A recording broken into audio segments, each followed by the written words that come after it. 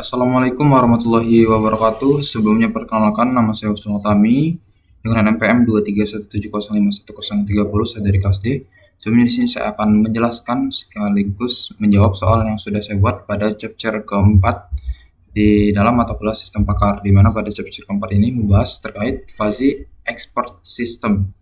Oke, jadi di sini saya sudah membuat soal terkait fuzzy expert system, di mana soal yang saya buat yaitu komponen utama dalam fuzzy expert system adalah, nah di sini ada 4 pilihan.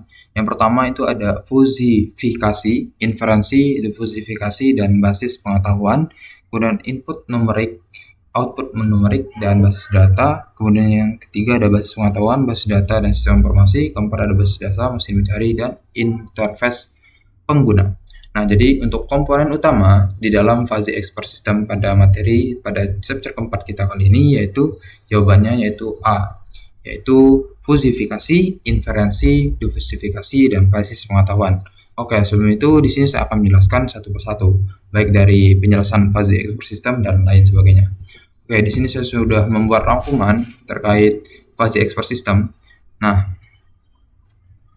jadi di sini langsung saja. Jadi fuzzy expert system itu adalah sistem pakar yang menggunakan logika fuzzy untuk menangani ketidakpastian dan informasi samar dalam proses pengambilan keputusan.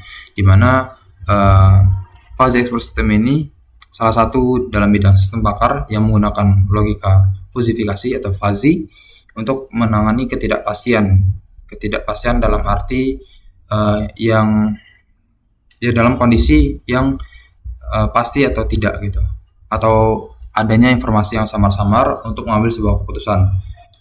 Ini ada bedanya dengan logika klasik, itu apabila logika klasik atau logika boolean hanya mengenal 0 sama 1, sedangkan untuk logika fuzzy itu mengenal derajat kebenaran antara 0 sampai dengan 1. Nah, ini bedanya dari logika boolean dengan logika fuzzy. Nah, kemudian dari soal yang sudah saya buat, jadi komponen apa saja dalam fuzzy expert system.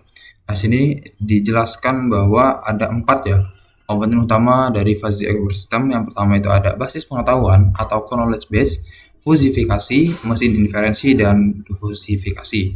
Nah, untuk knowledge base itu adalah berisi aturan if then rules atau aturan if then dari sistem pakar itu sendiri. Nah, contohnya seperti ini, jika suhu panas maka kipas akan menyala cepat. Kemudian untuk fusifikasi itu adalah proses mengubah data chip input menjadi nilai fuzzy dengan derajat keanggotaan. Sedangkan untuk mesin inferensi atau inference engine, bagian yang melakukan penalaran berdasarkan aturan fuzzy. Contohnya itu seperti menggunakan beberapa aturan untuk menghasilkan kesimpulan. Kemudian yang terakhir ada difusifikasi, di mana difusifikasi ini adalah proses mengubah hasil fuzzy kembali menjadi data nyata. Nah, jadi komponen-komponen utama di dalam fuzzy expert itu ada ini yang mengisi satu sama lain yang memiliki aturannya masing-masing. Nah, ini.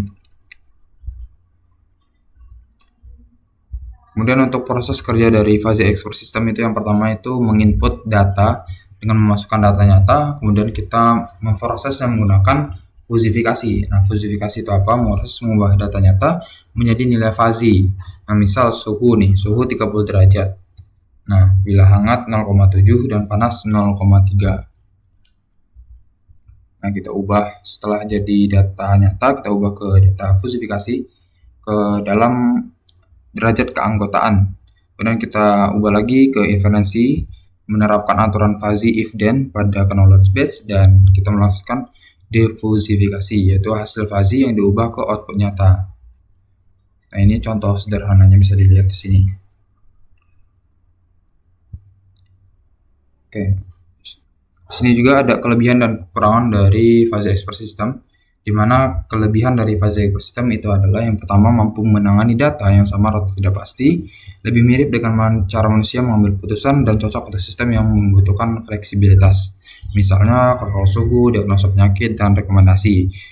Di mana fuzzy expert system ini cocok apabila digunakan dalam bidang seperti kesehatan untuk mendiagnosa penyakit, dan rekomendasi seperti di dalam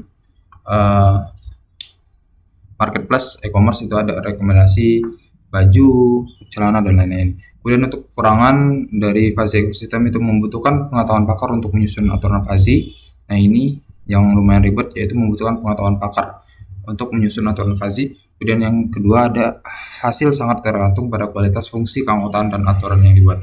Jadi hasil yang dihasilkan dari fuzzy expert ini ya menyesuaikan dengan fungsi keanggotaan yang telah dibuat dan aturan yang telah dibuat sebelumnya.